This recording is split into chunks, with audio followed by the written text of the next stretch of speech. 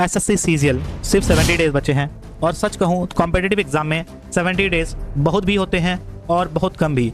सब कुछ इस बात पर डिपेंड करता है आप इन 70 दिनों का इस्तेमाल कैसे करते हैं। अगर आपने इन 70 दिनों को डिसिप्लिन के साथ, एक क्लियर स्ट्रेटजी के साथ और डेली कंसिस्टेंट एफर्ट के साथ यूज किया तो ये वही 70 दिन हो सकते हैं जो आपको एसएससी सीजीएल में सिलेक्शन दिलवा दे। लेकिन अगर ये दिन बिना प्लानिंग किए, बिना फोकस के निकल गया तो फिर वही होता है जो हर साल हजारों स्टूडेंट के साथ होता है। एक और साल निकल जाता है और प्रिपरेशन वहीं के वहीं रह जाती है। इसलिए आज से एक बात अपने माइंड में बिल्कुल क्लियर कर लीजिए, इधर सिलेक्शन और 1 मोर ईयर वेस्टेड। डिसीजन किसी और को नहीं लेना है, डिसीजन आपको लेना है। अगले 70 दिन आप डिस्ट्रैक्शन में निकालेंगे या फिर इन्हें अपनी लाइफ का टर्निंग पॉइंट बना देंगे। क्योंकि सच ये है कि सीजीएल किसी का वेट नहीं करता, टाइम चल रहा है और हर दिन आपको या तो सिलेक्शन के करीब ले जा रहा है या फिर उससे दूर। अब थोड़ा ग्राउंड रियलिटी समझ लेते हैं। देखिए, सीजीएल का पेपर सिर्फ नॉलेज का टेस्ट नहीं होता है, ये कंपटीशन होता है और यहाँ आपका मुकाबला लाखों स्टूडेंट से होता है। अगर हम पिछले कुछ सालों के डेटा ध्यान से एनालिसिस करें तो एक पैटर्न क्लियरली दिखाई देता है। कभी कट ऑफ 130 के आसपास रहता है, कभी 150 क्रॉस कर जाता है। 2025 में थोड़ा नीचे गया था, लेकिन 2023 और 24 में कट ऑफ काफ़ी ऊपर था। इसका सीधा मतलब है पेपर का लेवल चाहे जैसा भी रहे, कंपटीशन हमेशा हाई रहता है। इसलिए एक सीरियस एस्पिरेंट कभी कट ऑफ के हिसाब से प्रिपरेशन नहीं करता, वो हमेशा सेफ स्कोर के हिसाब से प्रिपरेशन करता है। और सेफ स्कोर क्या है? Around 140 plus. अगर आप 140 के ऊपर कंसिस्टेंटली स्कोर कर रहे हैं तो आप सेफ जोन में हैं। लेकिन अगर आप 130 टू 135 के रेंज में अटके हुए हैं तो ऑनेस्टली आप रिस्क ले रहे हैं। और सीजीएल जैसे एग्जाम में रिस्क लेना मतलब एक और साल की मेहनत को अनसर्टेनिटी के भरोसे छोड़ देना। इसलिए आज से एक चीज़ क्लियर रखिए, टारगेट छोटा नहीं रखना है।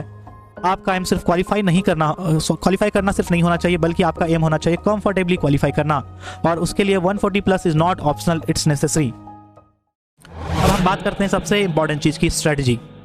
देखिए, सीजीएल जैसे एग्जाम में सिर्फ पढ़ाई करना काफ़ी नहीं होता है, सही डायरेक्शन में पढ़ना जरूरी होता है। और ये जो 70 दिन आपके पास है, अगर इन्हें सिस्टमेटिकली यूज किया जाए तो आपके सिलेक्शन का फाउंडेशन बन सकता है। मैं आपको एक वेरी स्ट्रक्चर और प्रैक्टिकली प्रूवन अप्रोच बता रहा हूँ, जिसे मैंने खुद एनालिसिस किया है और पास्ट ट्रेंड और सीरियस एस्पिरेंट के प्रिपरेशन पैटर्न के बेसिस पर किया है। इन 70 दिनों को आप 3 फेज में डिवाइड कर लीजिए। First phase, first 40 days. इस पीरियड का एक ऑब्जेक्टिव होना चाहिए क्लियर ऑफ कॉन्सेप्ट और सफिशिएंट प्रैक्टिस। यहाँ आपको फाउंडेशन इतनी स्ट्रॉन्ग करनी है कि बेसिक से लेकर के मॉडरेट लेवल तक के क्वेश्चन में आपको हेजिटेशन ना हो। दूसरा फेज, नेक्स्ट 20 डे। यहाँ से एक्चुअल एग्जाम प्रिपरेशन शुरू होती है। रेगुलर सेक्शनल टेस्ट दीजिए, आपकी वीक एरिया को आइडेंटिफाई कीजिए और उन्हें सिस्टमेटिकली इंप्रूव कीजिए। यहाँ वो स्टेज है जहाँ एवरेज स्टूडेंट और सीरियस एस्पिरेंट में डिफरेंट दिखता है। तीसरा और फाइनल फेज, लास्ट 10 डे।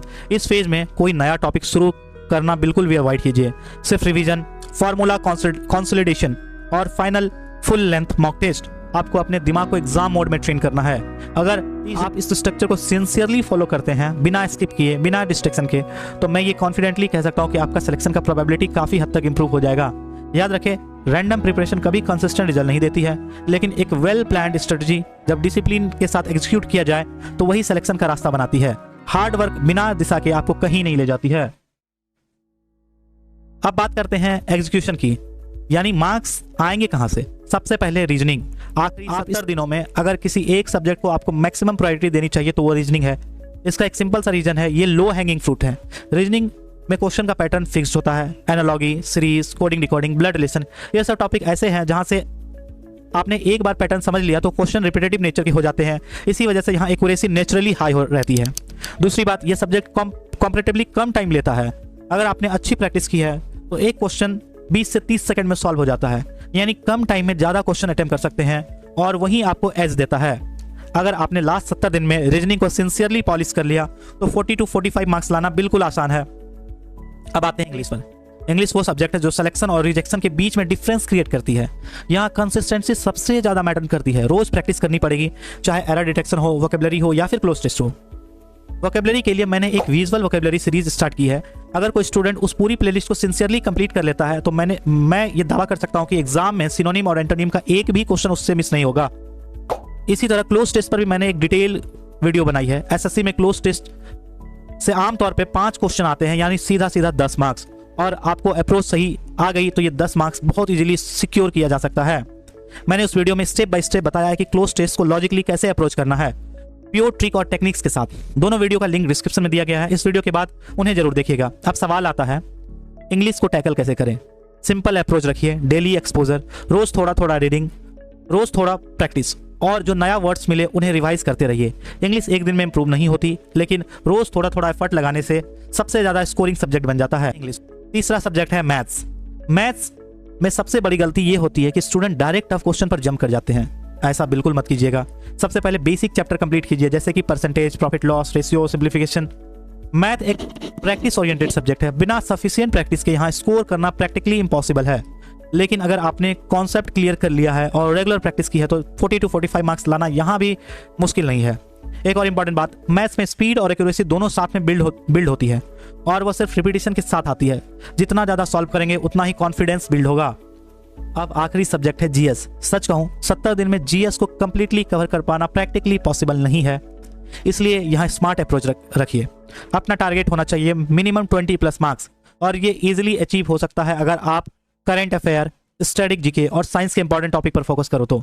बाकी किसी और एरिया से कुछ एक्स्ट्रा क्वेश्चन आ जाते हैं और आप उन्हें अटेम्प्ट कर लेते हैं तो ये आपके लिए बोनस होगा। तो ओवरऑल हम कंक्लूड करेंगे, रीजनिंग इंग्लिश आपका प्राइमरी स्कोरिंग पिलर होना चाहिए, मैथ्स आपको स्टेबल स्कोर देता है और जीएस आपको पुश देता है। अगर आपने इन 70 दिनों में इस अप्रोच को डिसिप्लिन के साथ फॉलो कर लिया तो आप सिर्फ प्रिपरेशन नहीं कर रहे होंगे बल्कि अपने सिलेक्शन का दरवाजा खोल रहे होंगे। अब सवाल आता है कि रोज क्या किया जाए। देखिए, प्रिपरेशन का सबसे अंडररेटेड एस्पेक्ट होता है डेली डिसिप्लिन। बहुत लोग मोटिवेशन के साथ स्टार्ट करते हैं, लेकिन मोटिवेशन 1 से 2 दिन चलती है, कंसिस्टेंसी ही रिजल्ट देती है। इसलिए मैं आपको एक सिंपल और practical balance daily plan suggest कर रहा हूँ। रोज एक शेड्यूल ऐसा रखिए जो हर सब्जेक्ट को प्रॉपर अटेंशन मिले। लगभग 2 घंटे मैथ्स को दीजिए, क्योंकि यहाँ कॉन्सेप्ट के साथ प्रैक्टिस बिल्ड करनी होती है। उतना ही टाइम रीजनिंग को दीजिए ताकि आपको स्पीड और एक्यूरेसी दोनों इंप्रूव हो। इंग्लिश के लिए अराउंड 1.5 आवर सफिशिएंट है, लेकिन यहाँ एक कंडीशन है, डेली प्रैक्टिस होनी चाहिए, चाहे वोकेबलरी हो, रीडिंग हो या एरर डिटेक्शन हो। रेगुलर टच बना रहना चाहिए। जीएस को आप 1 घंटा दीजिए। यहाँ ओवर इन्वेस्ट करने की जरूरत नहीं है, लेकिन कंप्लीटली इग्नोर भी नहीं कर सकते हैं। अब एक बहुत इंपॉर्टेंट पॉइंट है मॉक टेस्ट। हर अल्टरनेट डे पर एक मॉक टेस्ट देना जरूरी है, लेकिन सिर्फ मॉक टेस्ट देना ही काफ़ी नहीं है, उसका एनालिसिस उससे भी ज़्यादा इंपॉर्टेंट है। आपने कौन से क्वेश्चन गलत किए, क्यों किए, कैसे इंप्रूव कर सकते हैं, ये समझना ही एक्चुअल प्रिपरेशन है। ये आपको मॉक एनालिसिस से मिलेगा। अगर आप रोज इस रूटीन को ऑनेस्टली फॉलो करते हैं तो धीरे धीरे आप नोटिस करेंगे कि आपका कंट्रोल हर सब्जेक्ट पर बेटर होता जा रहा है। और याद रखिए, ये गेम ज़्यादा पढ़ने का नहीं है, ये गेम है रोज पढ़ने का, बिना ब्रेक के, बिना एक्सक्यूज के। Because in the end consistency he selection तक ले जाती है। अब बात करते हैं उस चीज़ की जो अक्सर स्टूडेंट इग्नोर कर देते हैं, पेपर अटेम्प्ट करने की स्ट्रेटजी।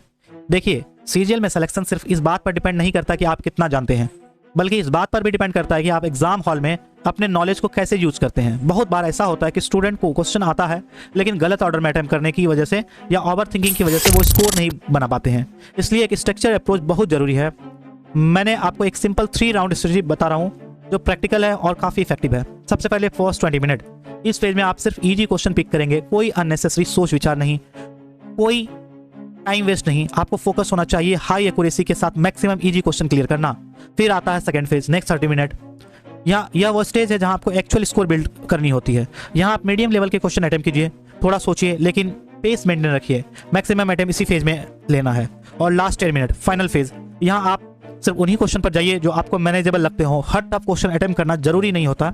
अगर डाउट है तो स्किप करना ज़्यादा समझदारी होगा। यहाँ एक बात हमेशा याद रखिए, एसएससी सीजीएल में नेगेटिव मार्किंग होता है। हर गलत अटेम्प्ट आपको पीछे ले जाता है, इसलिए ब्लाइंडली गेस करना ये स्ट्रेटजी नहीं है, ये रिस्क है। आपका टारगेट होना चाहिए एक्यूरेसी मेंटेन करना। अटेम्प्ट थोड़े कम हो लेकिन कोई प्रॉब्लम नहीं, लेकिन गलतियाँ कम होनी चाहिए। और एक सटल पॉइंट, काम माइंड। जब आप प्रेशर में होते हैं तो आप वो क्वेश्चन भी गलत कर देते हैं जो आपको आते होते हैं। इसलिए एग्जाम के दौरान आपने माइंड को स्टेबल रखना है, उतना ही इंपॉर्टेंट है जितना प्रिपरेशन के दौरान पढ़ाई करना है। अगर सिंपल शब्दों में कहूँ, ये एग्जाम उनका नहीं होता जो क्वेश्चन अटेम्प्ट करते हैं, ये एग्जाम उनका होता है जो सही क्वेश्चन सही तरीके से अटेम्प्ट करते हैं। It is not about attempting all, it's about attempting right. अब थोड़ा ऑनेस्टली बात करते हैं, क्योंकि यहीं पर ज़्यादातर स्टूडेंट गलती करते हैं। प्रिपरेशन में फेल्योर अक्सर इसलिए नहीं होता कि स्टूडेंट पढ़ नहीं रहे होते हैं, बल्कि इसलिए होता है कि वो सही तरीके से पढ़ नहीं रहे होते हैं। सबसे पहली गलती, सब कुछ पढ़ने की कोशिश करना। एसएससी सीजीएल का सिलेबस इतना वास्ट है कि अगर आप हर टॉपिक के पीछे भागेंगे तो एंड में कुछ भी प्रॉपरली मास्टर नहीं हो पाएगा। सिलेक्शन उनका होता है जो सेलेक्टिव पढ़ते हैं, ना कि सब कुछ कवर करने की कोशिश करते हैं। दूसरी गलती, मॉक टेस्ट देना लेकिन एनालिसिस ना करना। आप मॉक टेस्ट तो देते हो लेकिन एनालिसिस नहीं करते हो। बहुत लोग टेस्ट तो दे देते हैं, तुरंत नेक्स्ट टेस्ट पर जंप कर जाते हैं। असली इंप्रूवमेंट तब होता है जब आप उस टेस्ट को एनालिसिस करो और अपनी गलतियों को पकड़ो। तीसरी गलती, रिवीजन को इग्नोर करना। आप जितना भी नया पढ़ रहे हैं, अगर उसको टाइमली रिवीजन नहीं हुआ तो एग्जाम के टाइम याद नहीं आएगा। प्रिपरेशन का एक बड़ा हिस्सा रिवीजन भी होता है। और एक बहुत सटल लेकिन डेंजरस मिस्टेक, ओवर कॉन्फिडेंस या फिर पैनिक। कुछ स्टूडेंट पेपर को लाइटली ले लेते हैं और कुछ इतना प्रेशर ले लेते हैं जैसे कि मानो वो एग्जाम ना हो, उसके जीवन की अग्नि परीक्षा हो। दोनों एक्सट्रीम नुकसान देता है, इसलिए अप्रोच बैलेंस होनी चाहिए, ना ज़्यादा कैजुअल ना ज़्यादा स्ट्रेस्ड। अगर आप इन बेसिक गलतियों को अवॉइड कर लेते हैं तो बिलीव कीजिए आप ऑलरेडी मेजॉरिटी क्राउड से आगे निकल चुके होते हैं, क्योंकि यहाँ रेस सिर्फ पढ़ने की नहीं है, यहाँ रेस सिर्फ सही डिसीजन की है। अगर तुम इन सारे मिस्टेक्स को अवॉइड करते हो, तुम ऑलरेडी कई लोगों से आगे हो।